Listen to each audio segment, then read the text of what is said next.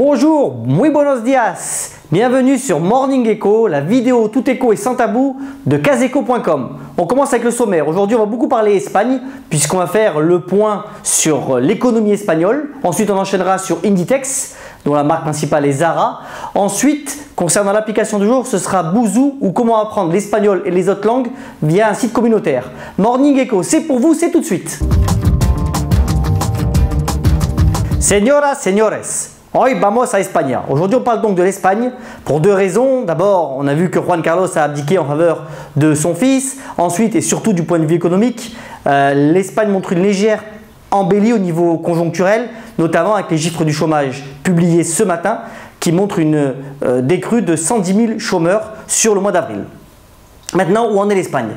En réalité, l'Espagne a subi de plein fouet la crise économique de 2007, associée en plus de ça à une forte spéculation immobilière dont la bulle a complètement éclaté en même temps que la crise financière. Alors certes, l'Espagne est sortie de la récession depuis la fin 2013. On attend une croissance de l'ordre de 1,2-1,3% pour cette année, 1,8% en 2015, mais l'Espagne a encore de fortes faiblesses. En effet, son secteur bancaire est encore largement fragilisé, le secteur de la construction est complètement en berne. En outre, le chômage des jeunes compte pour plus de 50% pour les moins de 25 ans et il faut considérer que l'Espagne est très endettée au niveau des agents privés.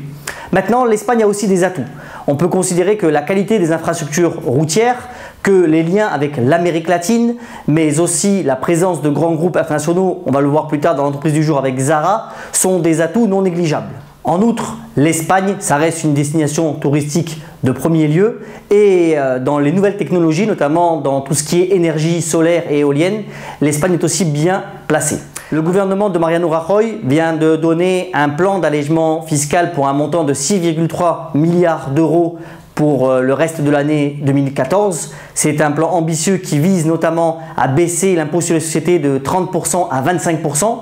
Il y aura aussi des allègements pour les contribuables. En ce moment, on voit bien que c'est la mode, mais l'Espagne reste encore dans une situation de reprise fragile. L'Espagne est sortie de son plan d'aide prévu au départ de 100 milliards d'euros. Elle en a utilisé 41 milliards et on peut espérer qu'elle sorte encore un peu plus de l'ornière. Maintenant, ça reste encore difficile pour les contribuables espagnols. Hombre! Aujourd'hui, on parle dans l'entreprise du jour, toujours de l'Espagne avec Inditex. Inditex, c'est pour une grande partie connu du grand public, Zara. Zara, c'est une vraie success story comme on les aime. En effet, le groupe a été mis en place par Amancio Ortega en 1975 avec la première boutique dans la Corogne, en Espagne, dans le nord de l'Espagne, et depuis c'est une vraie success story puisqu'aujourd'hui Zara c'est plus de 6300 magasins à travers le monde dans 87 pays, c'est 16 milliards d'euros de chiffre d'affaires, c'est même 2,3 milliards d'euros de bénéfices nets. Aujourd'hui le groupe Inditex compte donc 8 marques, Zara c'est à peu près 65% de chiffre d'affaires, mais le groupe a une stratégie très intéressante, c'est-à-dire qu'il lance de nouvelles marques pour tenter de capter de nouvelles tendances. Zara, c'est aussi un modèle de logistique maîtrisée. En effet, 50 000 modèles différents sont envoyés dans les magasins par an et il y a dans chaque magasin en moyenne 2 livraisons de modèles par semaine. Inditex est aussi un modèle de simplicité. En effet, Inditex est aujourd'hui le 3e groupe mondial et pourtant Amancio Ortega, qui a une fortune estimée à 31 milliards d'euros, continue de déjeuner avec ses salariés pour prendre un petit peu le poumon de la santé économique de son entreprise. Comme on le voit, depuis l'introduction en bourse en 2001, le cours de Zara n'a cessé de progresser. Sa capitalisation boursière aujourd'hui est estimée à 66 milliards d'euros, ce qui en fait un des groupes majeurs dans la distribution de vêtements dans le monde. On continue toujours pour apprendre l'espagnol ou d'autres langues avec la présentation de cette communauté virtuelle qui est bouzou.com. En effet, Bouzou vous permet d'apprendre les langues, c'est une application qui est gratuite et le principal intérêt c'est que vous pouvez directement communiquer et discuter avec des interlocuteurs natifs locaux afin de pouvoir vous considérer dans une immersion virtuelle.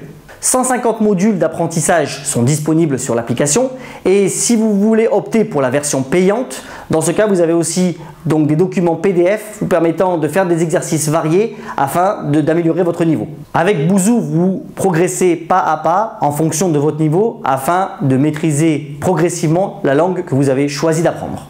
Enfin, pour terminer ce Morning Echo à la sauce espagnole et au gazpacho, voici une phrase de notre ami Cervantes qui faisait dire à Don Quichotte que personne ne dise Fontaine, je ne boirai point de ton eau. A bientôt sur Morning Echo.